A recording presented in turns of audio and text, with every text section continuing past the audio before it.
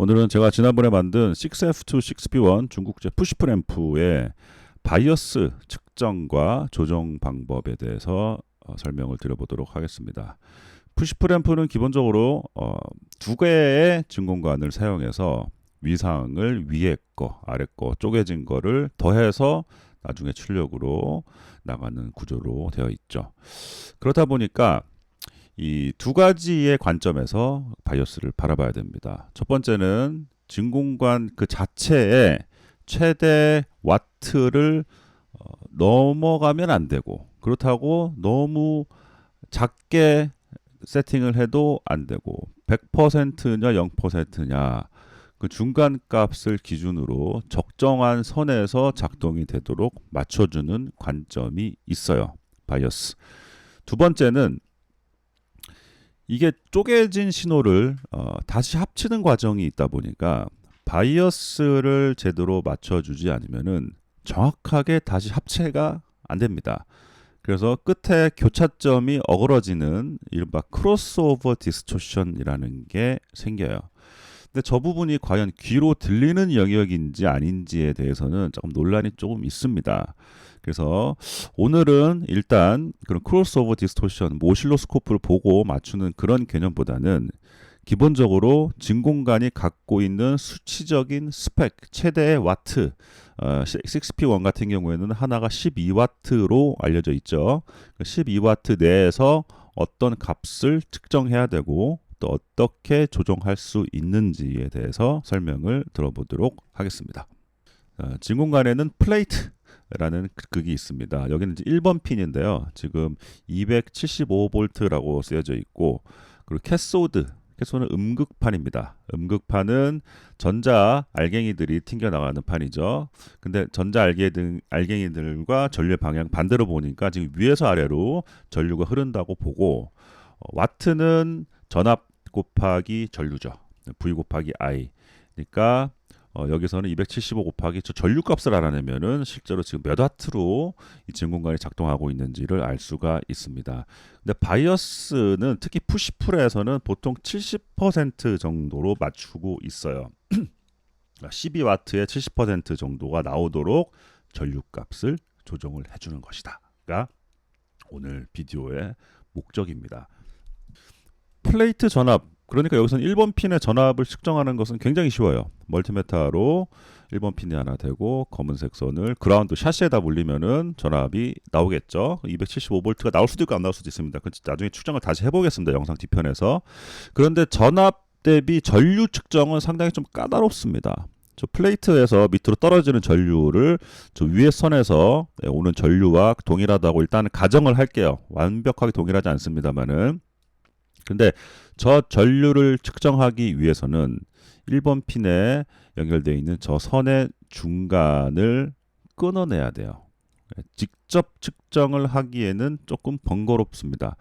게다가 지금 PCB로 제작된 앰프이기 때문에 지금 이 앰프는 PCB를 드러내고 작업이 상당히 귀찮아지죠.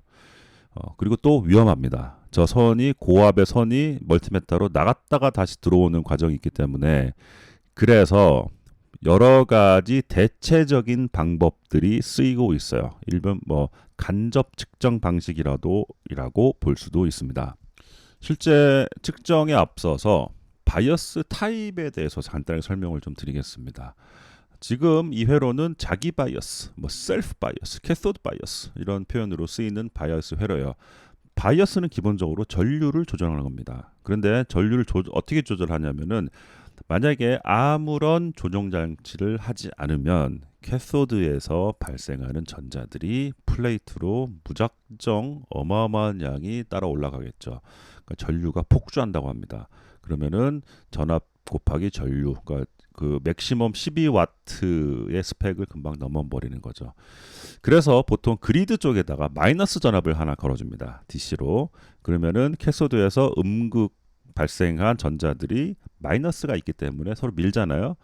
그 작용으로 인해서 플레이트로 올라가는 양을 조절을 하는 거예요. 그래서 그리드에 걸린 마이너스 전압 값을 조정함으로써 전류를 조정을 하고 결과적으로 6P1 같은 거 12W의 한 70% 정도로 맞출 수가 있는 거죠. 근데 그거는 고정 바이어스 방식이라고 합니다. Fixed bias. 근데 지금 이 회로는 그 방식이 아니고 그리드가 470옴을 통해 가지고 0볼트로 그라운드로 빠져 있습니다. 그러니까 그리드에서 마이너스 전압을 기대할 수 없는 거죠. 여기서는.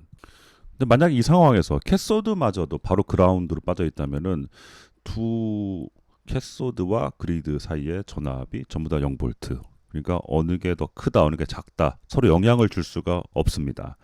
그래서 이런 방식에서는 캐소드에 플러스 전압을 만들어주게 돼 있어요. 캐소드가 일단 크면 되거든요. 그리드보다 전압이. 그러면은 올라가는 양이 간섭을 받기 때문에 캐소드에 플러스 전압 값을 만들어주기 위해서 저 아래쪽에 지금 10W의 270옴 저 저항이 쓰였습니다. 그러니까 그리드와 캐소드의 상관관계 값이 중요한 거죠. 절대값이 중요한 게 아니라요. 측정 방법에 대해서 설명을 좀 드려보겠습니다. 직접 전류를 측정하는 방식이 아니라면은 간접 측정 방식으로는 두 가지 방식이 많이 씁니다. 첫 번째는 트랜스포머를 이용한 방식이에요. 저 아웃풋 트랜스포머를 보시면은 저 밑에 B 플러스 전압이라고 하는 278V가 트랜스포머의 가운데점, 그 센터 탭이라고 합니다. 센터 탭. 저 가운데점을 통해서 위로 1번 플레이트로 전압이 인가가 되게 돼 있죠.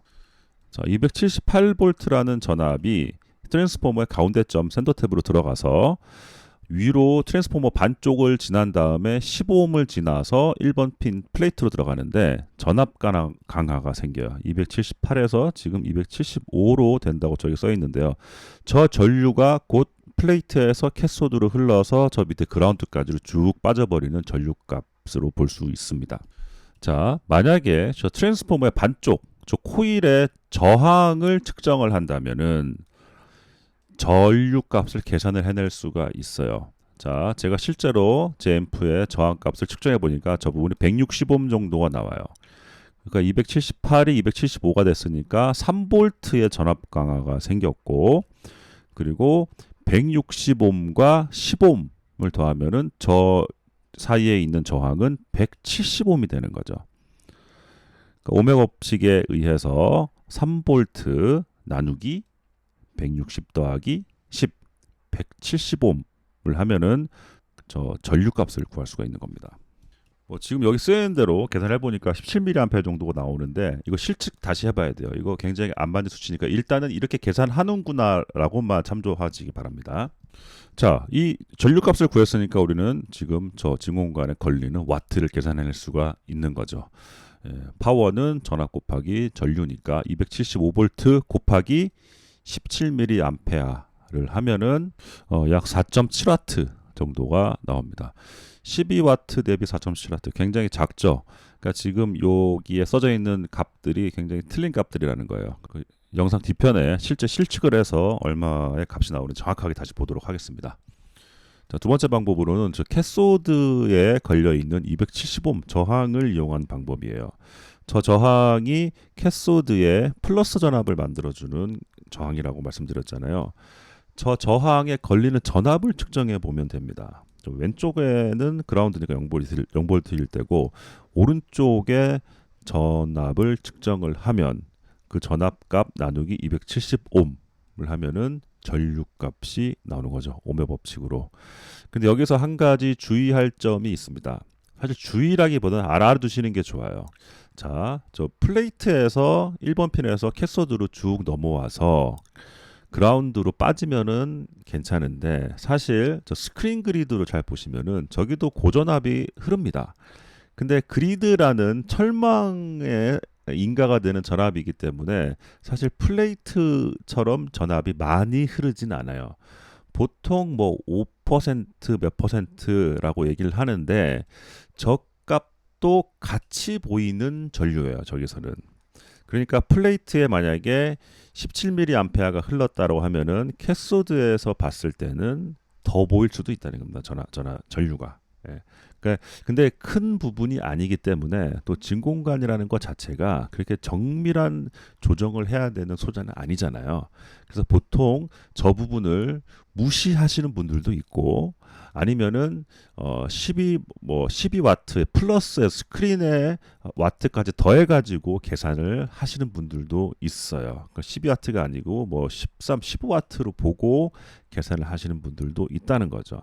근데 저는 오늘 그 스크린 그리드 쪽은 완전히 일단은 무시를 하고 플레이트에서 캐소드 쪽으로 전부 다 내려간다. 스크린은 무시하고 계산을 해보도록 하겠습니다. 자, 저 양단의 전압을 측정을 해보는 거죠. 저는 16볼트가 걸린다고 가정을 해볼게요. 왜냐하면 저 16볼트 정도가 지금 이 회로에서 적정 전압이에요.